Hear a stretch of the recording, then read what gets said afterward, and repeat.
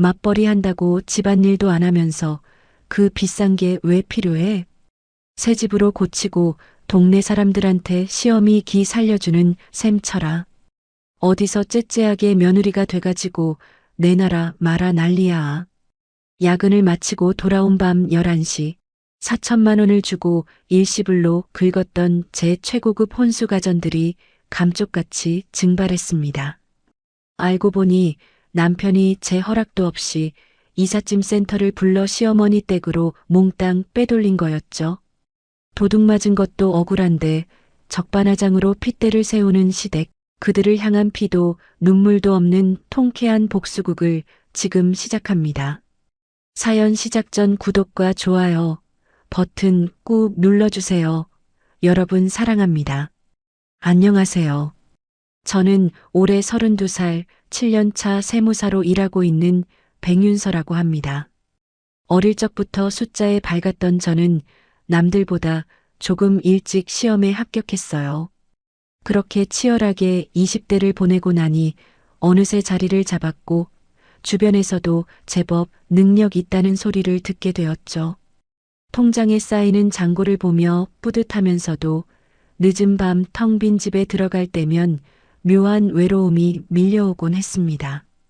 이제는 나만의 따뜻한 가정을 꾸리고 싶다는 생각이 간절해졌어요. 그래서 큰맘 먹고 유명하다는 결혼정보회사에 등록을 했습니다.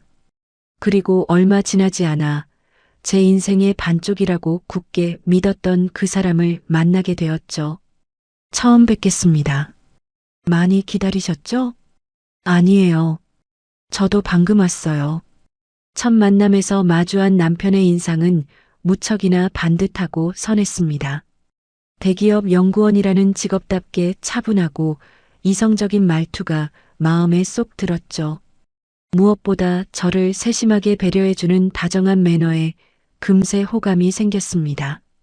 몇 번의 만남이 이어지면서 우리는 자연스럽게 결혼 이야기를 나누게 되었어요. 어느 날 저녁 분위기 좋은 레스토랑에서 남편이 제 손을 조심스럽게 잡으며 말했습니다. 자기야, 나 자기랑 평생 함께하고 싶어. 근데 내가 연구소에만 처박혀 있다 보니 세상 물정을 잘 몰라. 인테리어하고 집 꾸미고 이런 거엔 영 소질이 없거든. 대신 신혼집은 내가 어떻게든 책임지고 마련해 볼게. 모아둔 돈이랑 대출 조금 보태면 5억 정도 전세는 무리 없이 구할 수 있을 것 같아. 자기가 우리 살림살이만 예쁘게 채워줄 수 있어? 그 말을 듣는 순간 저는 마음속 깊은 곳에서 큰 안도감을 느꼈습니다.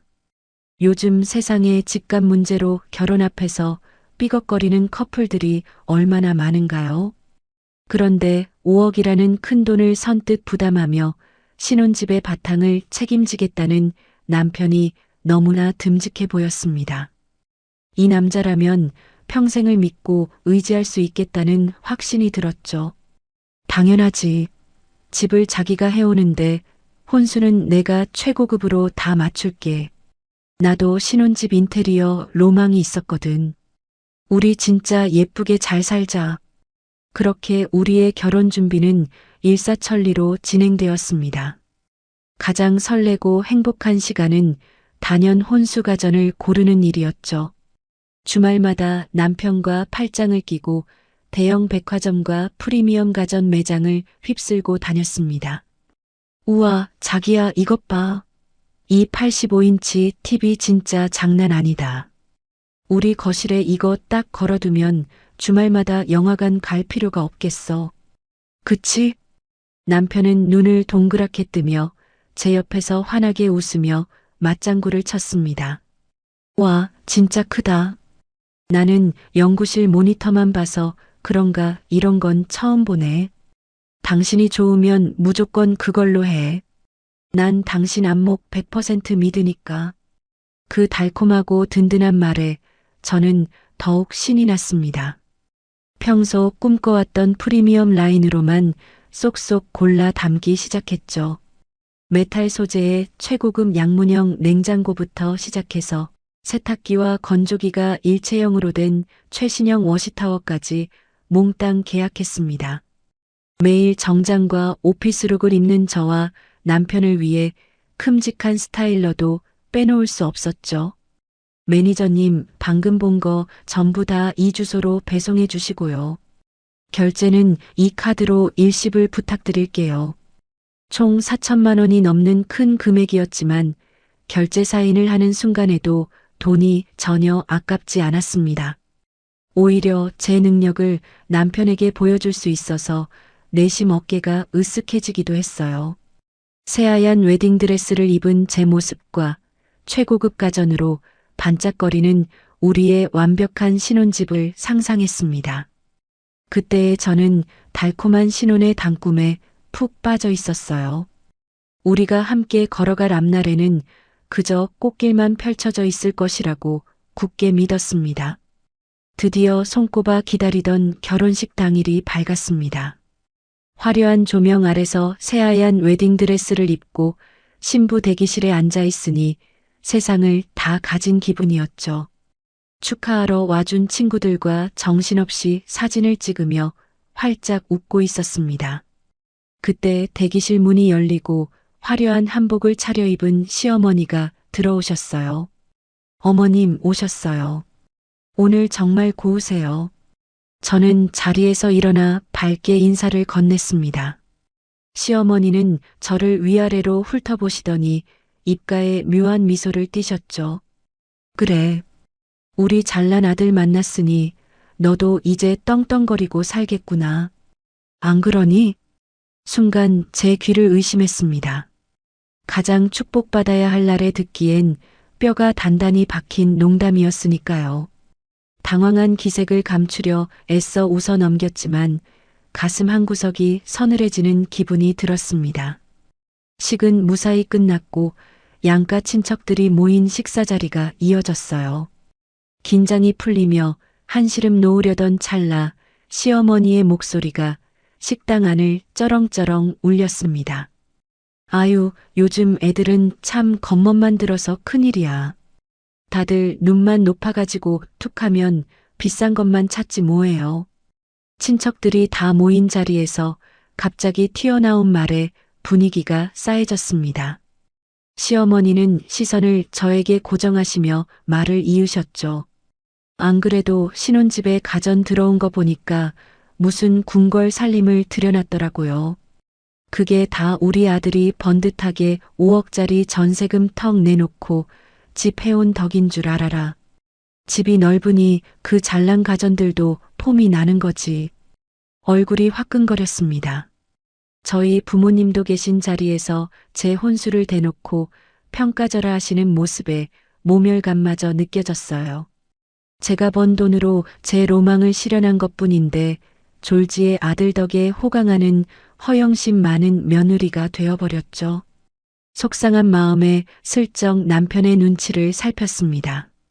이런 상황이라면 남편이 나서서 말려주길 바랐어요. 하지만 남편은 그저 해실해실 웃으며 밥만 먹고 있었습니다. 어설프게 분위기를 맞추는 남편의 모습에 섭섭함이 밀려왔죠. 식사 자리가 끝나고 서둘러 공항으로 향하는 길 내내 마음이 무거웠습니다. 축복만 가득할 줄 알았던 첫날부터 자꾸만 찜찜한 기분이 가시질 않았어요. 하지만 꿈에 그리던 신혼여행을 망칠 수는 없으니 애써 기분을 끌어올리려 노력했습니다. 마침내 비행기에 올라타고 좌석에 기대어 깊은 한숨을 내쉬었죠. 자기야, 많이 피곤하지? 우리 가서 푹 쉬고 재미있게 놀다 오자. 제가 다정하게 팔짱을 끼며 말을 건넸지만 남편의 시선은 스마트폰 화면에 고정되어 있었습니다. 응, 그러자. 근데 잠깐만. 남편은 쉴 새 없이 자판을 두드리며 누군가와 메시지를 주고받고 있었어요. 비행기 문이 닫히고 곧 이륙한다는 안내방송이 나오는데도 남편의 손가락은 멈출 줄을 몰랐죠.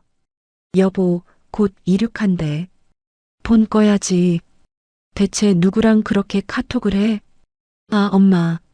비행기 탔냐고 물어보셔서 밥은 먹었는지 자리는 편한지 자꾸 걱정하시네. 어머니가 아들 걱정하는 건 당연한 일일지도 모릅니다. 하지만 방금 전 식사 자리에서 저를 무안하게 만들었던 시어머니의 얼굴이 떠오르며 가슴이 답답해졌어요.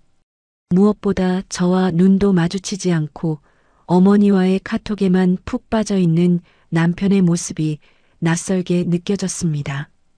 신혼여행을 떠나는 비행기 안에서조차 우리 둘만의 시간이 허락되지 않는 것 같았죠. 창밖으로 멀어지는 불빛들을 바라보며 저는 설명할 수 없는 묘한 위화감에 사로잡혔습니다. 어느덧 신혼생활도 2개월 차에 접어들었습니다. 결혼을 했다고 해서 당장 제 일상이 여유로워지는 건 아니었죠. 오히려 세무사 업무 특성상 야근이 잦아 몸은 더 고됐어요. 남편 역시 연구소 일로 바쁘다 보니 평일에는 각자 퇴근해서 잠들기 바빴습니다. 자연스럽게 집안일은 주말에 몰아서 하는 패턴으로 굳어졌죠. 자기야, 나 오늘 청소기 돌릴 테니까 자기가 세탁기 좀 돌려줄래? 응, 알았어. 아, 근데 나 주말인데 좀 쉬면 안 되나? 평일 내내 시달렸더니 너무 피곤해. 여보, 나도 피곤한 건 마찬가지야. 우리 같이 빨리 끝내고 쉬자. 그래도 최고급 가전들을 빵빵하게 채워둔 덕분에 집안일이 한결 수월하긴 했습니다. 워시타워가 알아서 세탁과 건조를 끝내주니 그나마 숨통이 트였죠. 그렇게 나름의 규칙을 만들어가며 맞벌이 부부의 삶에 적응해 가고 있던 어느 주말이었습니다. 시어머니로부터 시골집 리모델링 공사가 마침내 다 끝났다는 연락이 왔어요. 겸사겸사 얼굴도 볼 겸 저희 부부는 주말을 반납하고 시어머니 댁으로 향했습니다. 어머님, 저희 왔어요. 와, 집이 완전히 새 집이 됐네요. 현관에 들어서자마자 깔끔하게 단장된 거실이 한눈에 들어왔습니다. 시어머니는 한껏 들뜬 얼굴로 집안 곳곳을 구경시켜 주셨죠. 그치? 돈 들인 보람이 있다니까. 바닥재며 벽지며 다 최고급으로 발랐어. 그런데 거실 한가운데 놓인 낡은 텔레비전 앞을 지날 때쯤이었습니다. 시어머니가 갑자기 혀를 끌짓 차며 한숨을 내쉬셨어요. 아휴, 집은 이렇게 으리으리하게 고쳐놨는데 이놈의 가전들이 다 고물이라 영 태가 안 나네. 새 집엔 새 가전이 들어가야 인물이 사는데 말이야. 저는 속으로 흠칫 놀랐습니다. 단순한 혼잣말이라기엔 묘하게 뼈가 있는 말투였거든요. 시어머니의 시선은 낡은 냉장고를 거쳐 다시 저를 향해 꽂혔습니다. 너희 신혼집에 둔 그 85인치 텔레비전 말이다. 그거 화면이 시원시원하니 참 좋던데. 우리 집 거실벽에 걸어두면 딱 사이즈가 맞겠어. 안 그러니? 순간 등줄기를 타고 식은땀이 흘렀습니다. 결혼식 날 제 혼수를 허영심이라며 깎아내리셨던 분이 이제는 대놓고 제 혼수품을 탐내는 듯한 발언을 하시는 거니까요. 어머님, 그건 저희 거실 사이즈에 맞춰서 산 거라서요. 제가 애써 웃으며 대답했지만 시어머니는 못 들은 척 주방으로 휙 가버리셨습니다. 불편한 저녁 식사를 마치고 집으로 돌아오는 차 안이었습니다. 답답한 마음에 운전대를 잡은 남편을 향해 조심스럽게 입을 열었죠. 여보, 아까 어머님 하신 말씀 들었어? 우리 집 가전들 은근슬쩍 탐내시는 것 같아서 나 솔직히 좀 당황했어. 남편은 앞만 빤히 보며 대수롭지 않다는 듯 콧방귀를 뀌었습니다. 에이, 자기가 너무 예민하게 받아들이는 거 아니야? 우리 엄마가 원래 말만 저러시지 아기는 없어. 그냥 새집 고치고 나니까 욕심나서 해보신 소리겠지. 아니, 그냥 해보신 소리가 아니라 콕 집어서 우리 집 TV를 말씀하셨잖아. 결혼식 때도 내 혼수 가지고 뭐라고 하시더니. 아, 진짜. 피곤한데 그만 좀 하자. 엄마가 당장 떼어간다는 하신 것도 아닌데 왜 그렇게 사람을 몰아세워? 그냥 한 귀로 듣고 한 귀로 흘려. 남편은 오히려 짜증 섞인 목소리로 상황을 회피하려 했습니다. 자신의 어머니를 감싸느라 제 기분은 안중에도 없는 태도였죠. 창밖으로 휙휙 지나가는 가로등 불빛을 멍하니 바라보며 저는 입을 굳게 다물었습니다. 이 남자가 과연 내가 평생을 믿고 의지할 수 있는 사람인지 가슴 깊은 곳에서부터 무거운 돌덩이가 얹힌 듯 답답함이 밀려왔습니다. 5월은 저 같은 세무사들에게 그야말로 지옥 같은 달입니다. 종합소득세 신고 기간이라 눈코 뜰 새 없이 바쁘거든요. 매일같이 산더미처럼 쌓인 영수증과 장부를 씨름하다 보면 하루가 어떻게 가는지도 모를 지경이죠. 끼니도 거르고 커피로 버티면서 모니터만 뚫어져라 쳐다보다 보니 눈알이 빠질 것만 같았어요. 그날도 밤 11시가 훌쩍 넘어서야 겨우 퇴근길에 올랐습니다. 파김치가 된 몸을 이끌고 무거운 발걸음으로 아파트 복도를 걸어왔어요. 머릿속엔 오직 따뜻한 물로 샤워하고 워시타워에서 각 꺼낸 뽀송뽀송한 수건으로 얼굴을 닦고 싶다는 생각뿐이었습니다. 그리고 푹신한 소파에 기대어 그 커다란 85인치 TV로 예능 프로나 보며 머리를 식히고 싶었죠. 도어락 덮개를 올리고 익숙한 비밀번호를 삑 누르고 현관문을 열었습니다. 드디어 집이다. 자기야, 나왔어. 대답 없는 캄캄한 현관에 들어서며 무심코 거실 스위치를 켰습니다. 환한 불빛이 거실을 비추는 순간 저는 제 두 눈을 의심했어요. 가방을 내려놓으려던 손이 허공에서 멈췄고 숨이 턱 막혔습니다. 분명히 어제 아침까지만 해도 거실 한쪽 벽면을 가득 채우고 있던 85인치 대형 TV가 온데간데 없이 사라진 겁니다. 뭐야 이거. 거실 장위에는 TV가 있던 자리에만 뽀얀 먼지 자국이 선명하게 남아 있었어요. 벽에 뚫린 브라켓 자국만 흉측하게 입을 벌리고 있었죠. 너무 놀라 현실 감각이 사라진 사람처럼 멍하니 거실을 둘러보았습니다. 무언가 단단히 잘못되었다는 끔찍한 직감이 등줄기를 타고 흘렀어요. 불길한 예감은 왜 틀린 적이 없을까요? 떨리는 발걸음으로 주방을 향해 달려갔습니다. 메탈 소재로 반짝이던 그토록 아끼던 최고급 양문형 냉장고가 있어야 할 자리가 횡하니 비어 있었죠. 냉장고에 붙어있던 배달 쿠폰들과 자석들만 바닥에 나뒹굴고 있었습니다. 심장이 귓가에서 터질 듯이 쿵쾅거리기 시작했어요. 이게 무슨... 말도 안 돼. 내 냉장고. 미친 사람처럼 베란다 문을 벌컥 열어젖혔습니다.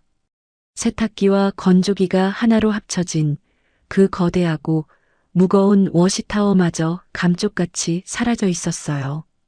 바닥에 연결되어 있던 세탁기 호스가 거칠게 뽑힌 자리엔 물기만 흥건하게 고여 있었죠. 마지막으로 안방문을 열어보았습니다. 제가 매일 입는 정장들을 구김없이 관리해주던 스타일러도 통째로 증발해버린 후였습니다. 4천만 원을 주고 일시불로 긁었던 제 피땀 어린 돈과 로망이 깃든 혼수 가전들이 단 하루 만에 전부 사라진 겁니다. 다리에 힘이 풀려 그만 거실 한복판에 털썩 주저앉고 말았어요. 도둑이야. 우리 집에 도둑이 들었어. 온몸이 사시나무 떨리듯 덜덜 떨렸습니다. 비밀번호를 누르고 들어오는 최첨단 아파트에 이토록 대담한 도둑이 들다니 도무지 믿을 수가 없었죠. 게다가 그 무거운 대형 가전들을 어떻게 몽땅 훔쳐갈 수 있었단 말인가요? 누군가 우리 집 비밀번호를 알아내서 대형 트럭까지 끌고 와 싹쓸이해 갔다는 생각에 공포감이 밀려왔습니다. 평소에 현관문 도어락 비밀번호를 누를 때 누가 뒤에서 훔쳐본 건 아닐까 오만 가지 상상이 다 들었죠. 이 텅 빈 집안에 아직 도둑이 숨어 있으면 어떡하지 하는 생각에 등골이 오싹해졌습니다. 당장이라도 누가 튀어나올 것만 같아 숨소리조차 크게 낼 수 없었어요. 머릿속이 하얘지고 왈칵 눈물이 쏟아졌어요. 덜덜 떨리는 손으로 가방을 뒤져 황급히 핸드폰을 꺼내 들었습니다. 비밀번호를 푸는 손가락이 맘대로 움직이지 않아 몇 번이나 비밀번호를 틀렸죠. 겨우 다이얼 화면을 띄우고 신고 전화를 하려는 찰나였습니다. 왜 이렇게 시끄러워. 반쯤 열려있던 작은 방 문이 덜컥 열리며 남편이 태평하게 하품을 하며 걸어 나오는 게 아니겠어요. 부스스한 머리에 편안한 반팔 잠옷 차림을 한 남편은 배를 긁적이며 저를 쳐다보았습니다. 여보, 자기 지금 잠이 와. 우리 집 도둑 맞았어. 제가 바닥에 주저앉은 채로 사색이 되어 소리를 빽 질렀습니다. 경찰, 빨리 경찰에 신고해야 해. 가전제품이 다 없어졌다고. 눈물이 범벅이 된 얼굴로 112가 눌려있는 핸드폰 화면을 남편에게 들이밀었죠. 그런데 남편의 반응이 너무나도 이상했습니다. 집안이 싹 털렸는데도 놀라기는커녕 오히려 제 호들갑이 귀찮다는 듯이 인상을 팍 찌푸리는 게 아니겠어요. 깜짝이야. 밤중에 왜 소리를 지르고 난리야. 이웃집에서 듣겠네. 소리가 안 나오게 생겼어. 거실에 TV랑 주방 냉장고랑 싹 다 없어졌잖아. 도둑이 들었다니까 빨리 신고해. 저는 찢어지는 목소리로 울부짖으며 남편의 바짓가랑이를 붙잡았습니다. 그런데 남편은 여유롭게 냉장고가 사라져 휑한 주방 쪽으로 걸어가더니 물 한 잔을 떠마시는 겁니다. 그러고는 어둠 속에서 저를 향해 아주 태연하고 느릿한 목소리로 입을 열었죠. 그 순간 남편의 표정은 제 평생 지워지지 않을 만큼 기괴할 정도로 평온했습니다. 싱크대에 기댄 남편은 물컵을 내려놓으며 제게 아주 태연한 목소리로 말했습니다.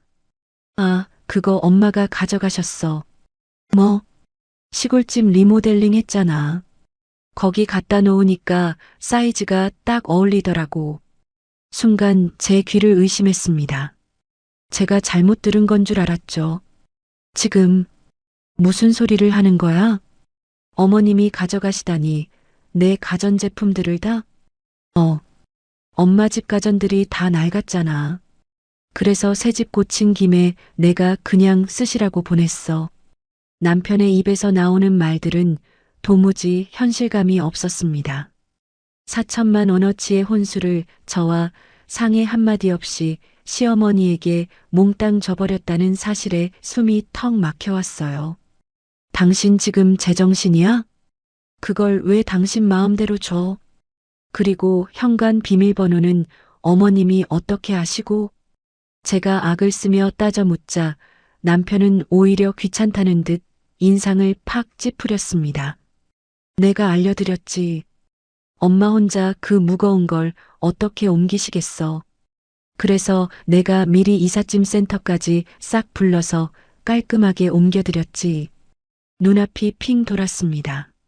제가 종합소득세 신고로 야근하며 뼈 빠지게 일하고 있던 그 시간에 남편은 제 허락도 없이 이삿짐 센터 직원을 불러 제 혼수품을 털어가게 만든 겁니다. 분노로 온몸의 피가 거꾸로 솟구치는 것 같았어요. 당신 미쳤어, 진짜. 당신이 나한테 어떻게 이럴 수가 있어? 그게 얼마짜린데. 진짜 사람 피곤하게 왜 그래? 우린 매일 야근하느라 바빠서 집에서 TV 볼 시간도 없잖아. 냉장고도 텅텅 비어 있고 워시타워 그까짓 거 주말에나 한 번 쓰면서. 남편은 오히려 저를 속물 취급하며 목소리를 높였습니다. 비싼 돈 주고 사서 썩히느니 엄마가 쓰시는 게 100번 낫지. 그리고 어차피 가전제품 금방 똥감 되잖아. 내 카드로 다시 싼 거로 사줄 테니까 그만 좀 해. 사줄 테니까 그만하라는 그 뻔뻔한 말에 헛웃음이 터져 나왔습니다. 싼 거? 내가 내 돈 주고 내 로망대로 꾸민 내 살림이야. 당신이 뭔데 내 물건을 마음대로 치우고 다시 싼 걸 사내 만회해. 아씨, 며느리가 돼서 시어머니한테 그깟 가전제품 하나 양보 못해? 집은 내가 5억이나 주고 해왔는데 넌 그깟 혼수 좀 준 게 그렇게 아까워? 그 순간 남편의 진짜 밑바닥이 적나라하게 드러났습니다. 결혼식 날 시어머니가 제 혼수를 평가절하 했을 때 조용히 입을 다물고 있던 남편. 신혼여행 비행기 안에서 시어머니와 쉴 새 없이 카톡을 주고받던 남편. 시골집에서 제 TV를 탐내던 시어머니를 감싸고 돌던 남편. 마치 흩어져 있던 퍼즐 조각이 맞춰지듯 모든 상황이 선명해졌습니다. 이 남자는 제가 평생을 믿고 의지할 든든한 울타리가 아니라 철저하게 어머니 치마폭에 쌓인 뼛속 깊은 마마보이였던 겁니다. 남편에게 저는 인생을 함께할 동반자가 아니었어요. 그저 아들 대신 빈집을 번듯하게 채워줄 돈줄이자 시어머니의 길을 살려주기 위해 쓰이는 호구에 불과했던 거죠. 억울함과 지독한 배신감에 왈칵 눈물이 쏟아질 것만 같았습니다. 하지만 저는 입술을 꽉 깨물고 차오르는 눈물을 억지로 삼켰어요. 이런 한심하고 파렴치한 남자 앞에서 눈물조차 보이고 싶지 않았습니다. 그래, 알았어. 뭐? 알았다고. 더 이상 당신이랑 할 말 없어. 저를 황당하다는 듯 쳐다보는 남편을 거실에 홀로 남겨두고 저는 쿵쾅거리는 심장을 부여잡은 채 안방으로 들어갔습니다. 방문을 쾅 닫고 바닥에 주저앉은 제 가슴 속에서 무언가 싸늘하게 식어가는 것이 느껴졌습니다.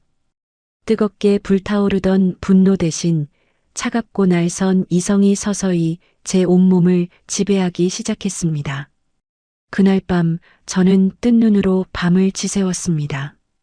분노와 억울함에 심장이 쿵쾅거려 도저히 잠을 이룰 수가 없었죠. 반면 남편은 코까지 골며 태평하게 숙면을 취했습니다. 그 소리를 듣고 있자니 당장이라도 소리를 지르고 싶었지만 간신히 이성을 붙잡았어요. 날이 밝자마자 저는 떨리는 손으로 핸드폰을 집어들었습니다. 끓어오르는 화를 꾹꾹 눌러 담으며 시어머니의 번호를 눌렀죠. 신호음이 두어 번 울리기도 전에 기다렸다는 듯이 수화기 너머로 밝은 목소리가 들려왔습니다. 오냐, 며느라가. 아침 일찍 웬일이냐? 어머님, 저 윤서예요. 저희 집 가전제품들 어머님이 다 가져가셨다고 들었어요. 이게 도대체 어떻게 된 일인가요? 최대한 감정을 억누르고 차분하게 물었습니다. 그런데 시어머니의 대답은 제 상상을 아득히 뛰어넘을 정도로 당당했어요. 그래, 고맙다. 새 집에 들여놓으니까 아주 번쩍번쩍 광이 나더라. 동네 사람들이 다 부러워하고 난리도 아니야. 마치 제가 선물이라도 한 것처럼 기뻐하는 목소리에 기가 막혔습니다. 어머님, 그걸 왜 제 허락도 없이 마음대로 가져가세요? 그건 제가 제 돈 주고 산 제 혼수잖아요. 당장 돌려주세요. 제 단호한 요구에 시어머니의 목소리가 순식간에 차갑게 돌변했습니다. 뭐야? 돌려달라고? 아유, 참다 보니까 이해가 진짜 웃기는 애네. 너 어차피 맞벌이 핑계로 집안일도 안 하면서 그 비싼 게 왜 필요해? 수화기를 쥔 손이 부들부들 떨렸습니다. 그게 무슨 말씀이세요? 제가 집안일을 안 하다니요. 주말마다 밀린 빨래며 청소며 다 제가 해요. 시끄럽다. 어디 시험이 말하는데 꼬박꼬박 말대꾸야. 주말에 한 번 돌리는 세탁기가 무슨 소용이며 밤늦게 들어와서 보지도 않는 텔레비전이 왜 필요해? 집은 우리 아들이 5억이나 주고 번듯하게 해왔는데 며느리가 돼서 그깟 가전제품 하나 양보 못해?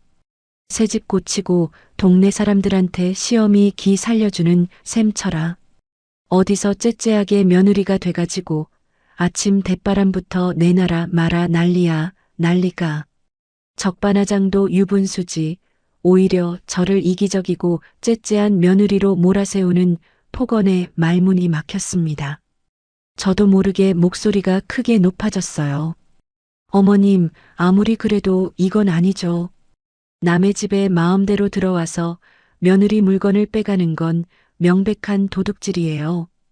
그 순간 등 뒤에서 불같이 화를 내는 고함 소리가 들렸습니다. 야, 백윤서. 어느새 잠에서 깬 남편이 방문을 열고 나와 제 통화를 듣고 있었던 겁니다. 남편은 무서운 얼굴로 성큼성큼 다가오더니 제 손에서 신경질적으로 핸드폰을 낚아챘습니다. 너 지금 우리 엄마한테 말버릇이 그게 뭐야? 도둑질? 어디 어른한테 도둑 운운하면서 막말을 해. 남편의 윽박 지르는 소리에 저는 멍하니 남편의 얼굴을 올려다보았습니다. 시어머니는 수화기 너머로 계속해서 쯧쯧 혀를 차며 제 흉을 보고 있었죠. 여보, 당신은 진짜 내가 잘못했다고 생각해? 내 살림살이 다 털렸는데 내가 어머니한테 화내는 게 이상해? 당연히 이상하지. 내가 다시 사준다고 했잖아. 왜 그렇게 꽉 막혀서 속물같이 굴어? 엄마가 기분 좋게 가져가셨으면 그냥 얘 어머님 잘 쓰세요 하면 덧나. 너 진짜 사람 질리게 한다. 질리게 해. 남편은 오히려 저를 혐오스럽다는 듯이 쳐다보며 짜증을 냈습니다. 그 표정을 보는 순간 귓가에 윙하는 이명이 들리며 주변의 공기가 싸늘하게 얼어붙는 것 같았죠. 어젯밤부터 제 마음을 어지럽히던 혼란과 억울함이 한순간에 증발해버렸습니다. 마치 안개가 걷히고 참혹한 현실이 또렷하게 모습을 드러낸 것 같았어요. 저를 속물 취급하며 삿대질을 하는 남편, 수화기 너머로 아들 편을 들며 며느리를 깎아내리는 시어머니. 이 두 사람은 애초에 저를 가족으로 존중할 마음이 손톱만큼도 없었던 겁니다. 그저 자신들의 이기적인 욕심을 채우기 위한 도구이자 물주로 여겼을 뿐이죠. 가슴 한구석에서 마지막까지 남아있던 일말의 기대와 미련이 바스라지는 소리가 들렸습니다. 저는 남편의 찌푸린 얼굴을 가만히 응시하며 조용히 숨을 내쉬었어요. 이 남자와는 단 하루도, 아니 단 1분 1초도 더 이상 같은 공간에서 숨을 쉴 수 없다는 뼈저린 확신이 들었습니다. 평생을 함께하겠다고 다짐했던 혼인서약은 이미 갈기갈기 찢겨 허공으로 흩어졌습니다. 눈물조차 나오지 않을 만큼 건조하고 차가운 이별의 순간이었습니다. 남편의 뻔뻔한 얼굴을 마주한 순간 저는 더 이상 입을 열지 않았습니다. 벽을 보고 이야기하는 것이 차라리 낫겠다는 생각이 들었죠. 말이 통하지 않는 사람들과 감정을 소모하며 싸우는 건 제 인생에 대한 낭비일 뿐이었습니다. 저는 조용히 돌아서서 안방 옷장 문을 열었습니다. 가장 큰 캐리어를 꺼내 당장 입을 옷과 세면도구, 그리고 제 업무용 노트북을 챙겨 넣기 시작했어요. 거실에서 씩씩대던 남편이 방문에 삐딱하게 기대서서 저를 비웃듯 쳐다보았습니다. 뭐하냐? 지금 짐 싸서 가출이라도 하겠다는 거야? 어디 갈 때는 있고? 너 진짜 유치하게 왜 이래? 남편은 제가 기껏해야 친정이나 친구 집으로 가서 며칠 시위하다 돌아올 거라고 굳게 믿는 눈치였죠. 비켜. 당분간 연락하지 마. 저는 짧게 내뱉고는 캐리어를 끌고 미련 없이 현관문을 나섰습니다. 그래, 갈 테면 가봐. 며칠 저러다 풀려서 들어오겠지, 씨. 내가 데리러 가나 봐라. 등 뒤로 남편의 콧방귀 뀌는 소리가 들려왔지만 한치의 망설임도 없이 도어락을 닫아버렸습니다. 저는 곧장 회사 근처의 오피스텔 단기 임대를 알아보고 계약을 마쳤어요. 혼자만의 조용한 공간에 짐을 풀고 나니 오히려 머릿속이 무섭도록 차분해졌습니다. 눈물은 한 방울도 나지 않았어요. 대신 뼛속까지 시린 분노가 제 이성을 날카롭게 벼려주고 있었습니다. 다음 날부터 저는 세무사라는 제 직업의 특기를 10분 발휘하기 시작했죠. 세상에서 가장 확실한 무기는 감정이 아니라 숫자와 증거라는 것을 누구보다 잘 알고 있었으니까요. 가장 먼저 백화점과 프리미엄 가전 매장에 전화를 걸었습니다. 네, 작년 11월에 결제한 가전제품 내역서 전부 메일로 보내주세요. 카드 결제 영수증이랑 할부 내역, 배송지 주소가 적힌 계약서까지 빠짐없이요. 4천만 원어치의 신용카드 결제 내역과 영수증을 프린트해서 파일철에 차곡차곡 모았습니다. 그리고 퇴근길에 곧장 아파트 관리사무소로 향했어요. 소장님, 어제 저희 집에 도난 사고가 있어서요. 어제 낮 시간대 백사동 엘리베이터랑 1층 현관 CCTV 좀 확인할 수 있을까요? 소장님, 이페아에 확인한 CCTV 화면 속에는 기가 막힌 장면이 찍혀 있었습니다. 대낮에 이삿짐 센터 직원들이 제 소중한 가전제품들을 포장해서 끌고 나가는 모습이었죠.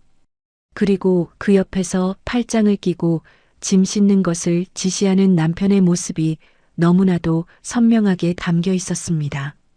저는 관리사무소의 협조를 얻어 이삿짐 센터 트럭의 번호판이 찍힌 주차장 CCTV 화면까지 완벽하게 확보했어요. USB에 영상 증거들을 담아 꽉 쥐는 순간 차가운 미소가 지어졌습니다. 증거 수집이 끝나자마자 저는 서초동에서 가장 독종으로 소문난 이혼 전문 변호사 사무실을 찾아갔습니다. 변호사님, 이거 단순한 이혼이 아닙니다. 제 재산을 무단으로 빼돌린 명백한 범죄 사건이에요. 저는 세무사 지식을 총동원하여 미리 계산해둔 재산분할 내역서와 위자료, 손해배상 청구액을 테이블 위에 올려놓았습니다.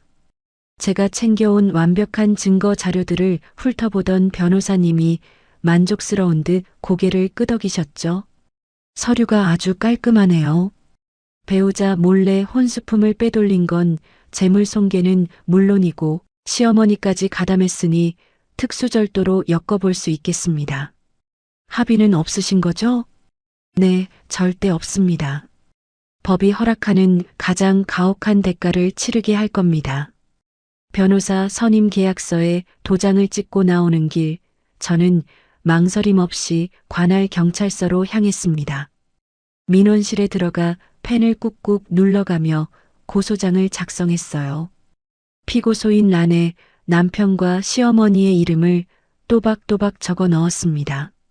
혐의는 특수절도 및 재물손괴.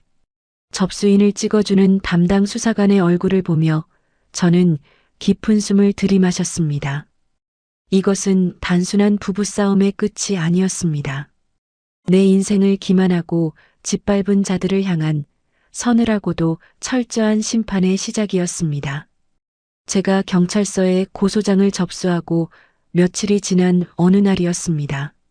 나중에 담당 수사관님과 동네 사람들을 통해 전해 들은 시골집의 상황은 그야말로 한편의 코미디가 따로 없었죠.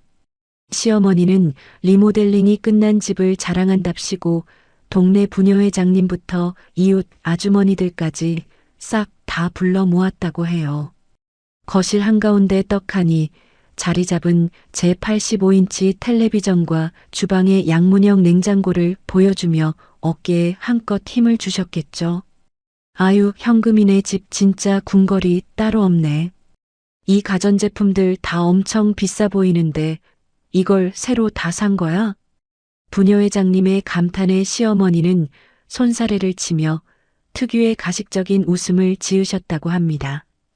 호호, 내가 무슨 돈이 있어서 이런 걸 사. 우리 며느리가 시어미 새집 단장했다고 최고급으로 싹 다 뽑아준 거잖아. 내가 안 받는다고 그렇게 말려도 기어이지 시어미 기 살려준다고 득달같이 보냈지 뭐야. 남의 피눈물 나는 혼수를 훔쳐가 놓고 동네 사람들 앞에서는 며느리 사랑을 듬뿍 받는 시어머니 행세를 하신 겁니다. 다들 부러움 섞인 눈빛으로 쳐다보며 한바탕 치켜 세워주고 있을 바로 그 순간이었죠. 조용하던 시골 마을 어귀에서부터 요란한 사이렌 소리가 울려 퍼졌습니다. 그리고 시어머니 집 마당으로 순찰차 한 대가 미끄러지듯 들어와 멈춰 섰습니다. 어머, 이게 무슨 일이야? 경찰차가 왜 오냐? 놀란 이웃들이 수군거리는 사이 제복을 입은 경찰관 두 분이 거실 문을 열고 들어섰습니다. 최영금 씨 되십니까? 예. 제가 최영금인데 무슨 일로 여기까지 오셨대요?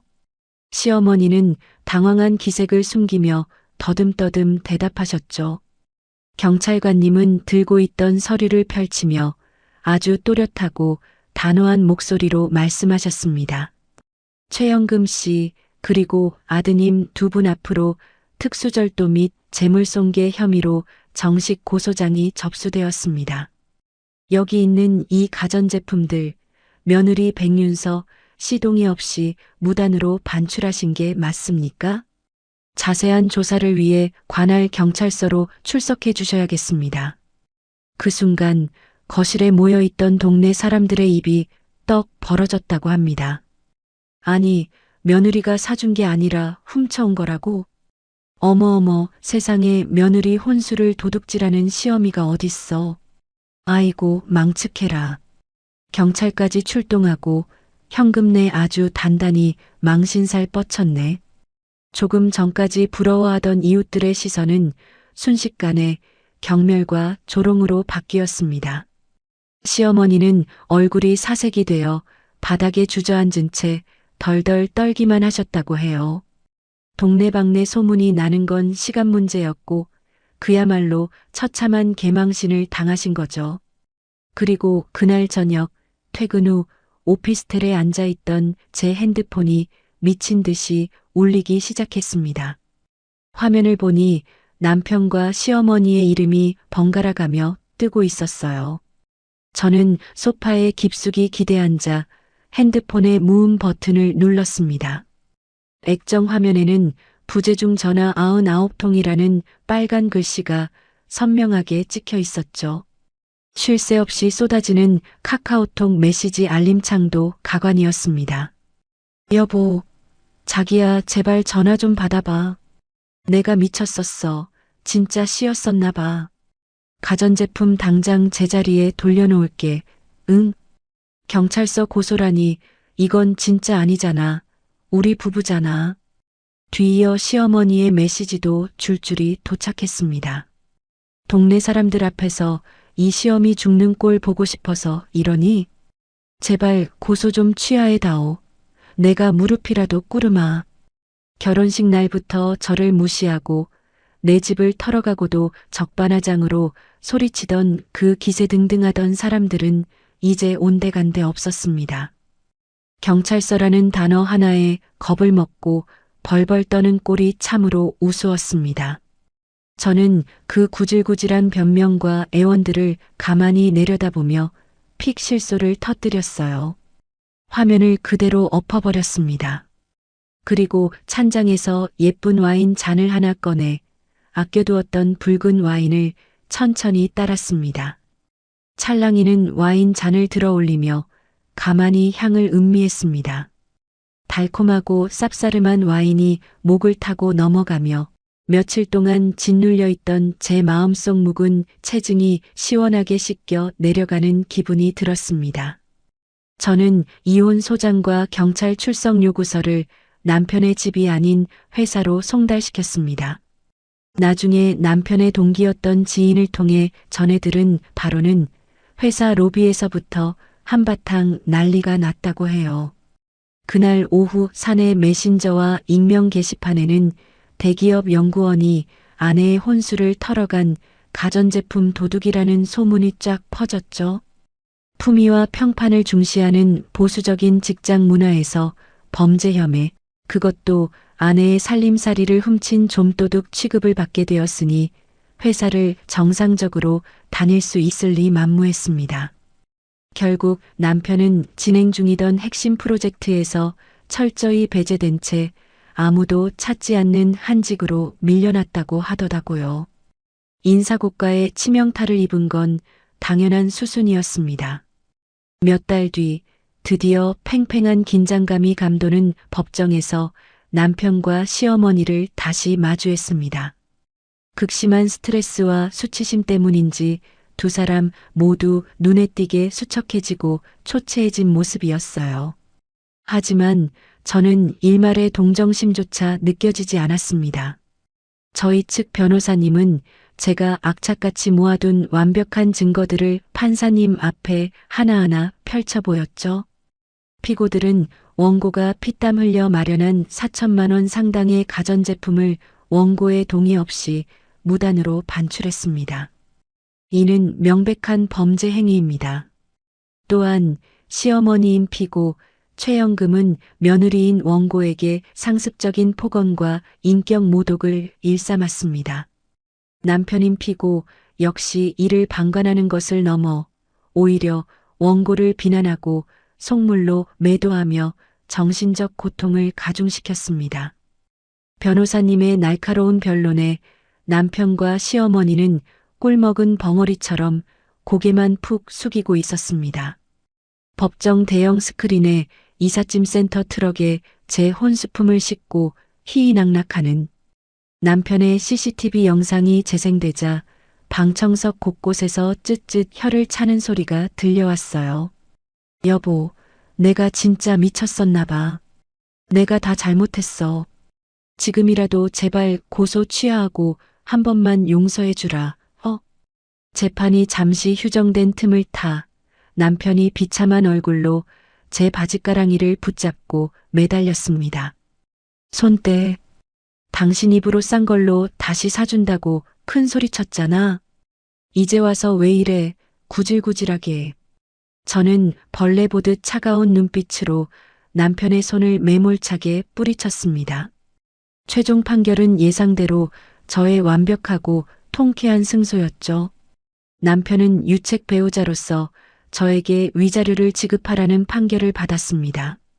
그토록 제 앞에서 유세 떨며 평생의 벼슬인 양 자랑하던 5억 원짜리 전세금은 위자료와 재산 분할을 위해 쓰여야 했습니다. 당장 현금이 없던 남편은 눈물을 머금고 전세 계약을 해지한 뒤 짐을 싸서 길거리로 나앉아야 하는 처지가 되었죠. 시댁의 상황은 더욱 처참하고 비참했습니다. 경찰서에서 절도 혐의로 강도 높은 조사를 받으며 혼쭐이 난 시어머니는 결국 제가 청구한 가전제품 가액 4천만 원을 고스란히 물어내야만 했어요. 어설프게 이삿짐을 옮기고 억지로 설치하려다 기스가 난 것들은 다시 제값 받고 중고로 팔 수도 없었으니까요. 게다가 제가 받은 극심한 정신적 피해에 대한 징벌적 손해배상금까지 얹어져 끔찍한 청구서가 날아갔습니다. 아이고, 내가 미쳤지, 미쳤어. 그깟 텔레비전이 뭐라고 남의 물건 한번 탐냈다가 우리 집안이 쫄딱 망하게 생겼네. 법원 복도 차가운 바닥에 주저앉아 가슴을 치며 통곡하는 시어머니의 쉰 목소리가 메아리 쳤습니다. 아들은 전세금을 빼서 빚잔치를 하고 시어머니는 시골집 리모델링 하느라 노후 자금을 다 쓴 마당에 거액의 배상금까지 떠안았으니 완전히 파산 직전에 몰린 겁니다.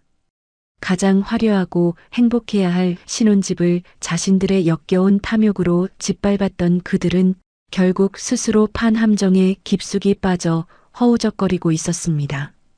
법원 문을 나서는 제 발걸음은 그 어느 때보다 깃털처럼 가벼웠어요. 볼을 스치는 시원한 바람이 묵은 체증을 싹 날려주는 것만 같았습니다. 지옥 같았던 이혼 소송이 완전히 끝난 지 어느덧 1년이라는 시간이 흘렀습니다.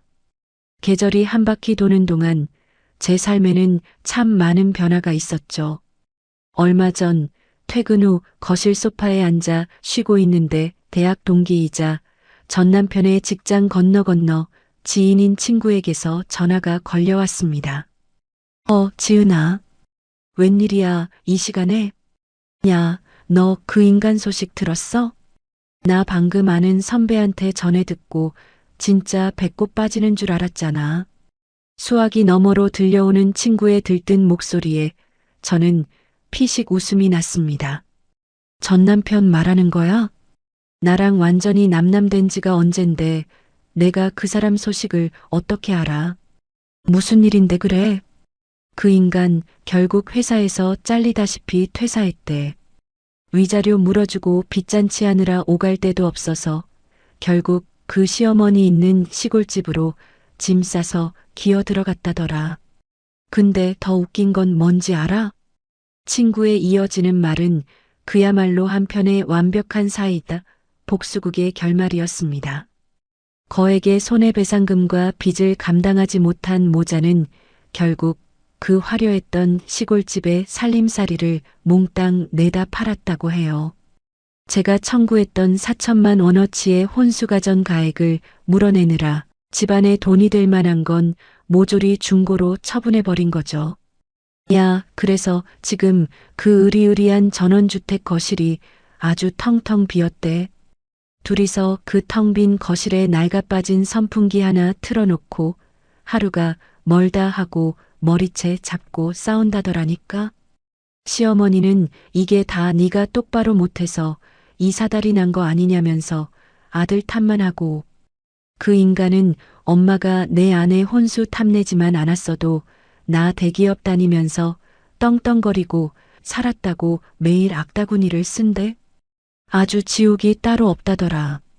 통화를 마치고 나니 제 가슴 속에 마지막까지 남아있던 아주 작은 앙금조차 씻은 듯이 사라지는 기분이 들었습니다. 남의 소중한 것을 탐내고 짓밟았던 사람들의 당연하고도 비참한 말로였죠. 자업자득이지 뭐. 저는 혼잣말을 중얼거리며 푹신한 소파에 깊숙이 몸을 파묻었습니다. 그 지옥 같은 구렁텅이에서 제 힘으로 당당하게 빠져나온 저는 지금 완벽한 홀로서기를 만끽하고 있어요. 전 남편에게서 받아낸 두둑한 위자료와 제 자본금을 합쳐 한강이 훤히 내려다 보이는 이 고급 오피스텔을 매입했거든요. 텅 비어있던 거실과 주방은 다시 제 취향으로 완벽하게 채워 넣었습니다. 도둑 맞았던 것과 똑같은 프리미엄 라인의 85인치 대형 TV가 거실 벽을 든든하게 지키고 있죠. 주방에는 메탈 소재의 최고급 양문형 냉장고가 은은하게 빛나고 베란다와 드레스룸에는 최신형 워시타워와 스타일러가 빵빵하게 돌아가고 있습니다. 누군가의 눈치를 볼 필요도 억지스러운 효도를 강요받을 일도 없는 저만의 완벽한 성입니다. 최고급 커피 머신에서 갓 내린 향긋한 아메리카노를 한 모금 머금었습니다. 향기 진짜 좋다. 거대한 85인치 화면에 제가 가장 좋아하는 로맨스 영화를 틀어놓고 여유롭게 커피를 마시는 이 순간이 얼마나 행복한지 모릅니다. 세무사로서의 제 커리어도 이혼 전보다 훨씬 더 승승장구하고 있어요. 독한 일 겪고 나니 멘탈이 강해져서인지 웬만한 진상 고객들은 웃으며 넘길 수 있는 여유까지 생겼죠. 사무실에서도 일처리 깔끔하고 능력 있는 수석 세무사로 인정받으며 바쁘게 하지만 즐겁게 살아가고 있습니다. 한때는 껍데기만 번지르르한 조건에 속아 잘못된 선택을 했던 제 자신을 뼈저리게 자책하기도 했습니다. 하지만 지금은 오히려 그 짧은 악몽이 제 인생의 거대한 액땜이었다고 생각해요. 일찍 진짜 밑바닥을 보았기에 제 인생을 진창으로 끌고 갈 뻔한 오물 덩어리들을 제 손으로 시원하게 잘라낼 수 있었으니까요. 큰 창문 너머로 붉게 물들어가는 한강의 노을이 보입니다. 과거의 상처는 이제 흉터조차 남지 않고 흔적 없이 사라졌습니다. 창밖으로 반짝이는 서울의 야경을 바라보며 저는 오늘 가장 환하고 눈부신 미소를 짓습니다.